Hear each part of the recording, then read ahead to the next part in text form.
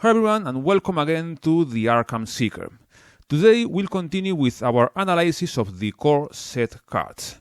After the previous video where we analyzed the Guardian cards, today we are moving on to the Seeker class, which stands out as the best clue gathering class in the game, as we'll see today by analyzing its core set cards.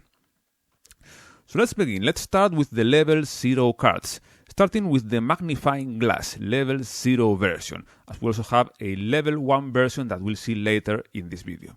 It's a 1-cost asset with an intellect icon, item tool, occupies 1 hand. It's a fast asset, so we can play it in our turn as a free triggered ability, thus without spending an action and without triggering attacks of opportunity.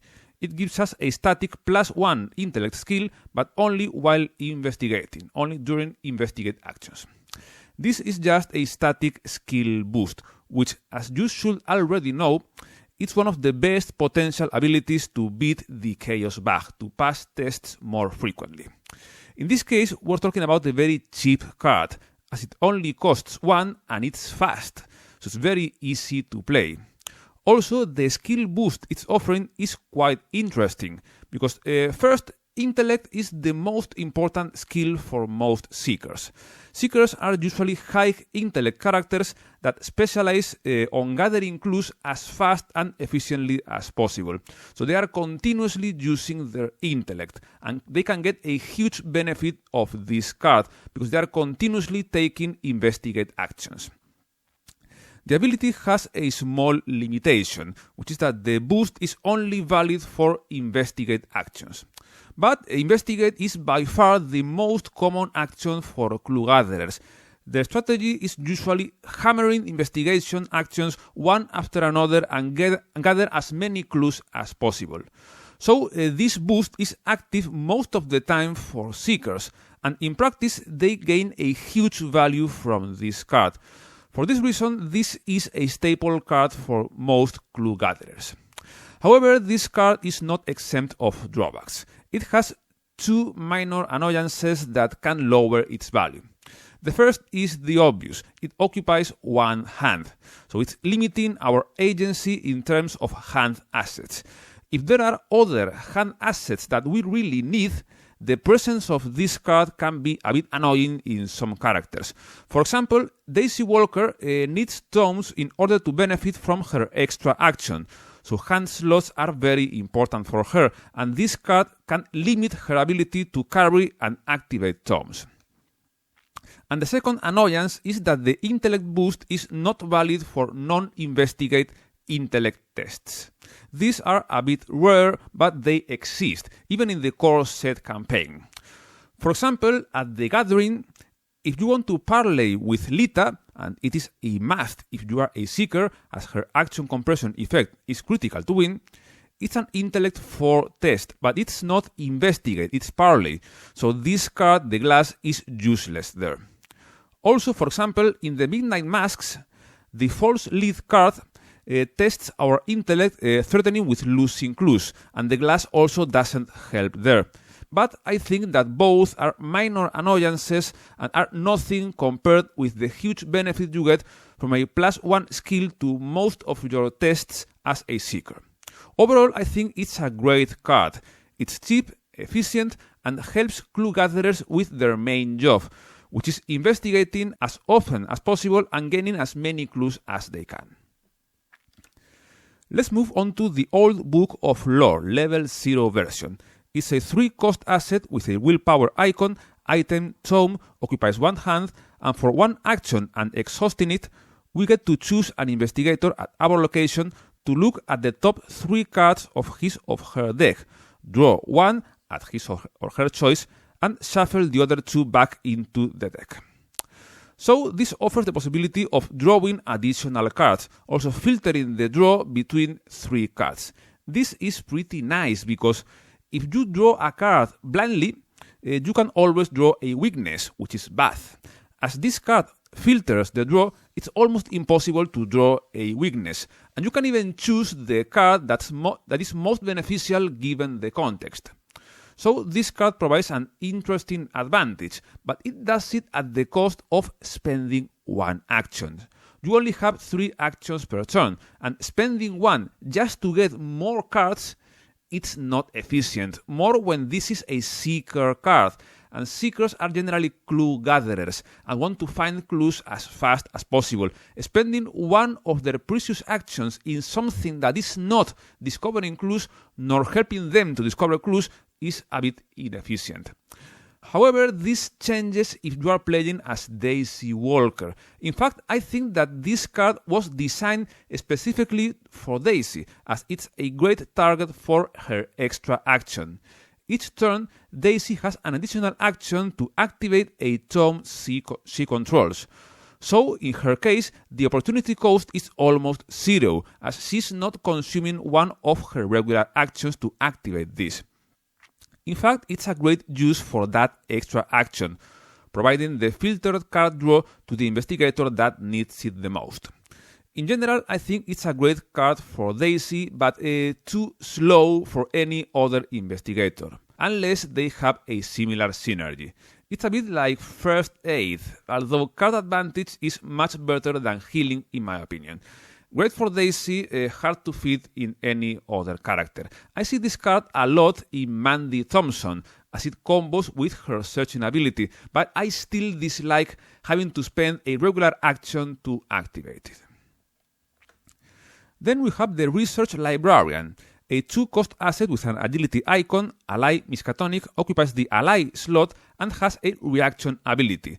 After he enters play, we can search our deck for any tome asset, draw it and shuffle our deck. Soaks 1 damage and 1 horror. So he's basically a tome tutor. When we play him, we get any tome we want from our deck. Period. Simple and effective. If there's a tome asset we really need, it's a great way of getting it. In practice, this card serves as a wild card for every tome we have in our deck. So, if our deck has at least one tome that is important for our strategy, this card makes our deck more consistent. By default, he's great with Daisy because of her synergy with tomes. However, this card has an important drawback, which is occupying the precious ally slot. As we only have one ally slot, it's important to choose a card that helps us in a significant and if possible, long-term way. This card offers a great effect, but it's only a one-time effect that happens when he enters play. After that, he's just a simple 1/1 soak.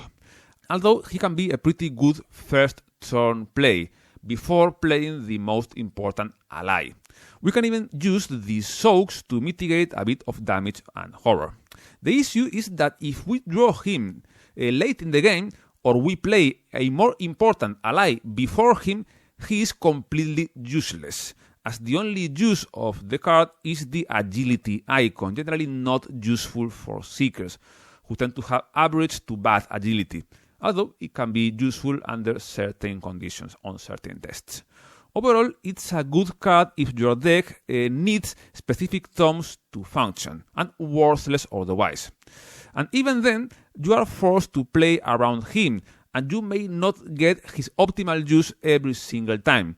So my advice is to run it in some Daisy decks, maybe with Norman, as his signature card is a tome and it's important for his strategy, and not run this card in any other deck unless you really need certain specific tomes to work. Let's move to Dr. Milan Christopher, a 4-cost asset with an intellect icon. Ally Miskatonic occupies the ally slot, gives a static +1 intellect and a reaction ability. After we successfully investigate, we can gain 1 resource, soaks 1 damage and 2 horror. This card is very similar to the Beat Cop, but for Seekers. It's like the equivalent for Seekers. He offers another static skill boost, this time for Intellect, which upfront is excellent, because Intellect is the most important skill for Seekers, and they tend to use it more frequently, even more frequently than Combat for Guardians, as Seekers will usually be investigating, regardless of the context, while Fighters will only make tests if there are enemies present. Then the reaction ability is a resource generation engine. each time we successfully investigate, which should be between 1 and 3 times each round, we gain a resource. If you think about it, it's almost broken. It's very easy to generate huge amounts of resources by just doing your usual job as a seeker, which is investigate as often as possible. The static boost increases our chances of passing and triggering the engine multiple times each round. So he's indisputably the best level 0 ally for most seekers, at least as it's written. This card was one of the main reasons why the designers had to come up with what is called the taboo list. For those who don't know, the taboo list is a series of modifications and amendments that are done to several player cards in the game. Its purpose is to create a more balanced metagame, so there are no cards that are too powerful or too bad in comparison with the average, with the others. This card was so good that they had to modify the ability so that you have to exhaust the card in order to trigger it, thus limiting to 1 trigger per round. And even then, it still pays itself after 4 rounds, which is still fantastic. Note that the taboo list, with all its modifications and amendments, is not mandatory. If you don't want to use it, it's fine. It's mainly intended for seasoned players that have all the expansions and are tired of using the same cards over and over.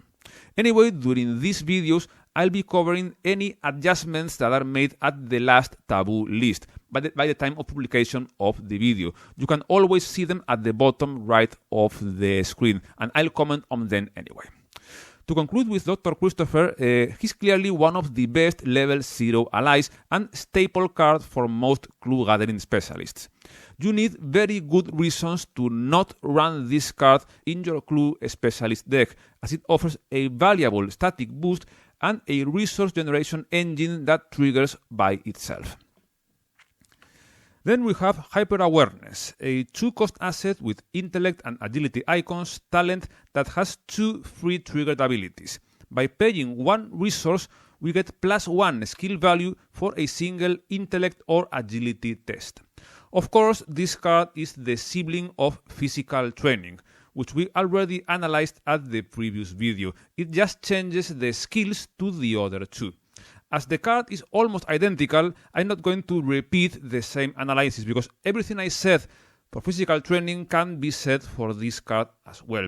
It's deceptively expensive and forces you to compromise your resource economy to match. The only difference is that the skills are different, and in this case, intellect is good for seekers, but they can boost it more cheaply and efficiently. And then agility is nice to defend ourselves or to evade easy enemies, but seekers tend to have a low to average base agility, and they will have to pay too much with this card to achieve notable plays. Again, this card can still be a good filler asset if you don't have better alternatives, and is easily replaced with upgrades after the first scenarios.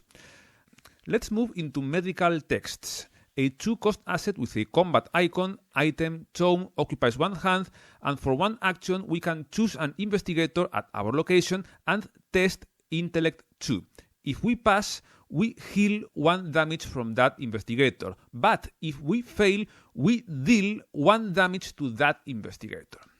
This is a healing card, which can only heal damage, it can't heal horror, and requires a skill check in order to obtain that healing. Moreover, it has a penalty in case of failure, which is dealing damage instead of healing. We just have to compare this card with First Aid, which was already a poor card, to see that this card is even worse. It has the same resource cost, occupies a hand, and requires a skill test to get what First Aid does guaranteed. Also, that penalty in case of failure can be pretty nasty, because the characters that usually need damage healing tend to have low health, and damaging them instead of healing is pretty bad. The only good thing, if you can say that, is that it is a tome, and it can be a target of Daisy's extra action. But come on, even when she can usually pass the test, is this really better than the old book of lore? I think there's no point in comparing them. This is an objectively bad card. Even when it offers damage healing, which can be good for low health investigators, they have more reliable ways of defending themselves from damage. Daisy herself can use some mystic cards like Word of Protection to neutralize a potential damage source. Overall, this is a pretty bad healing card, as it requires a skill test and is as slow as First Aid, with the only advantage that it has infinite uses, but the ability is pretty useless overall. My advice is to avoid using this card unless you are Daisy, and even then you have better alternatives for defending her even in the core set. Then we have Mind Over Matter, a one-cost event with combat and agility icons inside fast card that can only be played during our turn and lets us use our intellect skill instead of our combat and agility skills for the remainder of the round. This means that after we play and resolve this card, any time that we will test our combat or agility, we will test our intellect instead. This can be interesting if our character has high intellect but low combat and or agility. Think about Daisy, for example. She has 5 intellect and 2 combat and agility. Using that 5 intellect instead of these 2-point skills can be pretty useful, even if it's situational. However, you should think about how these 2 skills, combat and agility, are usually used. First, combat is only used to fight enemies, and basic fight actions, which deal only 1 damage, are quite poor. They are quite inefficient. If you want to defeat enemies, you need weapons and action compression effects. Unless the target enemy has only 1 health, which is rare, the combat part is pretty much irrelevant, outside very specific cases, certain locations or treacheries that force you to test your combat. And second, agility is generally used to evade enemies. In this case, evading only requires 1 single test to gain the good benefit, which is evading the enemy, exhausting the enemy, and breaking the engagement. So I think that using this card for evasion can be useful, but again, you need a character that excels in intellect but has low agility. In that kind of character, this card is playable. You will also have better alternatives for dealing with enemies, even as Seekers, but you need expansions to find them. If you only have a core set, this is probably your best bet to make Daisy deal with enemies, and mainly through evasion. Overall, this card is cheap and easy to play, but not as practical as it may seem. In practice, you can use it to occasionally evade, which can be nice, but again, you can find better alternatives to deal with enemies as a Seeker, although you need expansions. Let's move into Working a Hunch, a 2-cost event with 2 intellect icons inside fast card that can be played only during our turn and discovers 1 straight clue at our location. A simple and effective card. It just discovers a clue for free at your location. So the only question we should be asking is if the 2 resource investment is worth it. It's worth the free clue. And as always, it depends. Every player card should be seen differently depending on the investigator, deck, and context. And cards like this can change a lot depending on the investigator that potentially uses it. For example, if you are a pure seeker, a clue gathering specialist, do you really need to use a card to achieve something that you can perfectly do by yourself? Yes, this card doesn't cost an action and will speed up your clue gathering job, but I don't think that the advantage is significant in that case. It's just 1 more clue, but it can be worth it in low player counts. In my opinion, this card is ideal for 2 kinds of characters.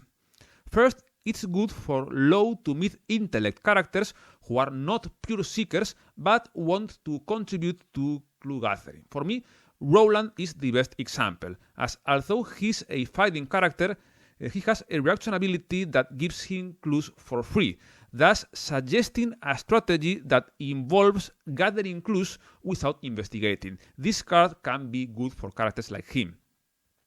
And second, it can be good if the investigator has a good synergy with the card. And I have two examples for you. The first is Trish Scarborough from the Innsmouth expansion. She has a reaction ability that triggers when you discover a clue and lets you automatically evade an enemy at your location or discover an additional clue. This card allows her to get the clue without spending an action and avoiding attacks of opportunity. Even if she's engaged with an enemy, this card could straight evade the enemy and also get a clue for free. All this without spending an action. Then a second example will be Joe Diamond, as he has that separate Hunch deck where cards can be played at -2 cost. This is a great card for the Hunch deck, as it just gives a completely free clue. We don't spend actions nor resources. It's just a clue for free. Overall, I really like this card, and I think it's one of the most interesting ones in the core set, although it doesn't mean it's a staple card. It's only good in the contexts I've mentioned, and all of them require a certain synergy with the card. But in these cases, it's a free straight clue that can trigger additional bonuses depending on the investigator. In these cases, it's good. I don't think it's worth it in any other case, especially in clue gathering specialists who can already discover clues without needing effects like this. Then we have the Barricade, a zero-cost event with willpower, intellect and agility icons, insight, tactic, which is attached to our location when we play it. It says that non-elite enemies cannot move to the attached location, but note that it doesn't impede enemies from spawning there. They just cannot move there from other locations, so it mainly stops hunters from moving there. It has a forced ability. When an investigator leaves the attached location, we must discard the Barricade. In my opinion, this is one of the worst cards in the entire core set, because it doesn't really neutralize enemies. It just stops them from moving there. But first, it doesn't impede them from spawning. If you are at the attached location and you draw an enemy without spawn instructions, it spawns engaged with you. So the card has done absolutely nothing. And second, it's discarded very easily. If a single investigator that is there has to move out, the card is also out. The only context where this card could be useful, could potentially useful, is if you are a clue gathering specialist at a location that has a high amount of clues, which will take you a few turns to discover. Then you can barricade yourself there. But again, if you draw an enemy during the mythos phase, the barricade is useless. I think that the card is objectively bad because it doesn't offer any real value. There is only one investigator that could potentially make some interesting plays with the card, which is Luke Robinson, as he can play events as if he were at a connecting location, thus maybe stopping a hunter enemy or restraining its movement. That is the only borderline case where this card could be useful. In all other cases, the card is useless because it doesn't really neutralize enemies. The group should always be able to fight, defeat, and or neutralize enemies. I wouldn't run this card in any deck, even if I just had a revised core set. The final level 0 card is a skill card, the Deduction, a skill card with an intellect icon, practice, which says that if it's committed to an investigation and it succeeds, the performing investigator discovers one additional clue at the target location. This card is very similar to the Vicious Blow, as it offers action compression, but in this case for investigating and discovering an additional clue with one single action. In general, discovering additional clues is more valuable than dealing extra damage to enemies, so this card is very strong, as the Vicious Blow has the advantage of being almost free, And the action compression is great for any clue gathering character. For me, it's another staple, in this case for clue gatherers. As it's almost free and offers invaluable action compression, I don't see any reason to not run this card at any pure Seeker deck. Let's move on to the level 1 plus cards, starting with the upgraded Magnifying Glass, level 1 version. Now it costs 0 and gains a free triggered ability. If our location has no clues, we can return the glass to our hand, thus opening a hand slot. Besides the simple cost reduction, that's the main advantage of this version. If we need to open a hand slot for a more important card, we can do it. This is solving one of the few issues of the level 0 card, which is competing for hand slots. However, as I said then, this is not a problem in most investigators, but it can be if you really need the hands. Anyway, the lower cost is still a good incentive to upgrade the level 0 version at any point of the campaign. I think it doesn't require much more analysis. It's a slight upgrade, cheap overall, and is a higher priority if you need the hands. And even if you don't, as it's a cheap upgrade in terms of XP, it's worth it at any point of the campaign. Then we have the Disc of Itzamna, a unique 3-cost asset, level 2, with willpower, intellect, and combat icons. Item relic occupies the accessory slot and has a reaction ability. When a non-elite enemy would spawn at our location, we can discard the disc to also discard that enemy. And beware that discard is not the same than defeat. So if the enemy has a victory value, we don't put the card in the victory display. We put it on top of the encounter discard pile. So this card offers the potential of immediately neutralizing an enemy that spawns at our location. Consider that enemies are usually a bigger threat for Seekers than for other investigators, as Seekers don't have many tools to deal with them.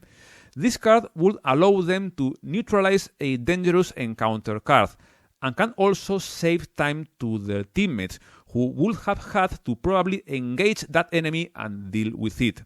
So the card effect is good, but we have to weigh it against the cost. It's 3 resources, 2 XP, and occupying the accessory slot, which for now doesn't have much competition. In my opinion, it's a bit too expensive. More when, if you are playing the game as intended in terms of player count with 3 characters, you usually have a teammate that can deal with the enemy for you. But it's true that this card makes you a bit more independent. Overall, I think it's a good card, but a bit expensive, even considering the effect it does. It can be a good upgrade if you don't have a big collection. Let's move into the Encyclopedia, a 2-cost asset, level 2 with a wild icon. Item Tome occupies 1 hand, and for 1 action and exhausting the card, we get to choose an investigator at our location. That investigator gains +2 to any skill of your choice until the end of the phase. So this card offers a virtual 2-point skill boost for an entire round, and we get to choose the investigator and a target skill. If we choose well, we can get a nice advantage from this card. Its only issue is that it costs an action to activate, and it can be a bit painful, in particular if you are a pure Seeker, as you want to maximize the number of investigate actions you take. Again, it is a Tome asset. It's ideal for Daisy and her extra action, because the opportunity cost for her is 0. I think it's playable in other characters, in particular if you really need that skill boost to achieve something. You just have to be careful with your actions and only activate this card if it's really worth it. Overall, it's a good card because it can be helpful in many different situations, as you can choose the investigator and the target skill. Again, just be careful with your actions, because a Seeker generally needs to investigate as frequently as possible, and if you activate this card, you have an opportunity cost, as you've missed the chance for an investigation. This is not a problem for Daisy, but it is a problem for any other investigator. Then we have Seeking Answers, a 1-cost event level 2 with 1 intellect and 2 agility icons inside that counts as an investigate action. If we succeed, we discover 2 total clues from among our location and connected locations. So this card grants the possibility of discovering clues at connecting locations without needing to move there. It also offers an interesting bonus, which is the action compression, as we discover 2 clues for 1 single action. That's great. However, in my experience, cards like this have tended to disappoint me. Effects that let you perform, quoting, ranged investigations are a bit too situational in my experience, at least to be worth the XP. Think that you need to have revealed connecting locations and a context where you can really benefit from not having to go to a certain location. It can be good in certain contexts, but I think they are too rare. Anyway, this card can have some interesting combos, like for example with Rex Murphy, as his reaction ability lets him discover a clue at his location, independently of the regular discovered clues. So he could get 2 clues from connecting locations and then another at his location, thus getting 3 clues for 1 action. That's great. But we are talking about a very specific combination, not about the more usual benefit from the card.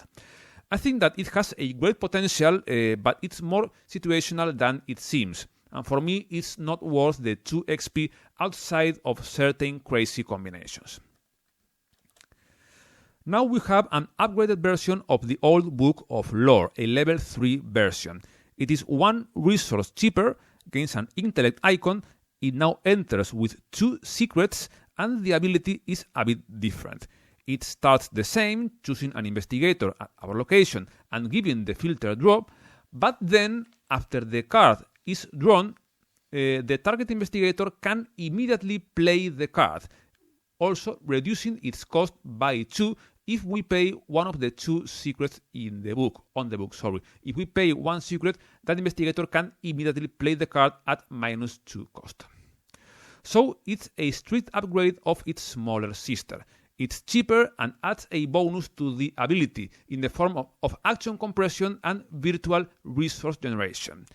It still has the same issues of the level 0 version in terms of action economy, but it's a bit shaded by the action compression effect. I think that if you benefit from the level 0 version and you are gaining a notable advantage from it, this upgrade can be pretty good. So for Daisy, it's a no-brainer. You have to get this upgrade at any point of the campaign, because with her, it's just bonkers. You don't have to use one of your 3 actions, and you get the same benefit from the level 0 version with a fantastic plus. I must confess that I've never played this level 3 version outside of Daisy, so I can't really judge its value with other investigators, but I can reason it by comparing it with the level 0 version, as I've just done.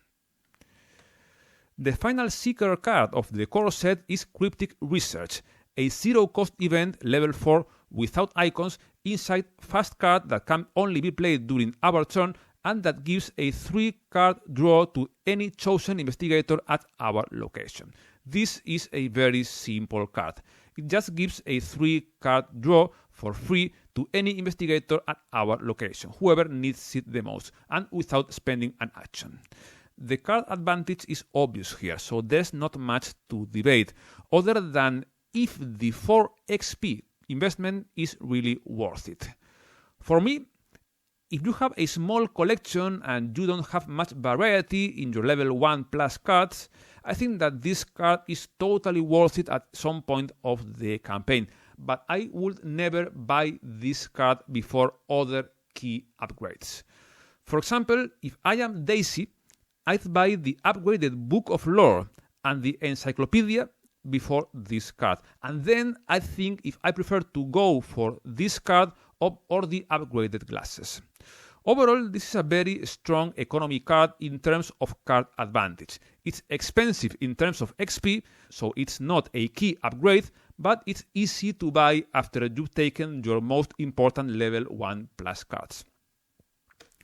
So this concludes the analysis of the Seeker cards in the revised core set. As always, thanks for watching. I hope that I'm being clear and expressing my ideas in a way you can understand, and I'll see you at the next video of this blog, where we'll move to the Rogue class, a particularly tricky one, as we'll see then.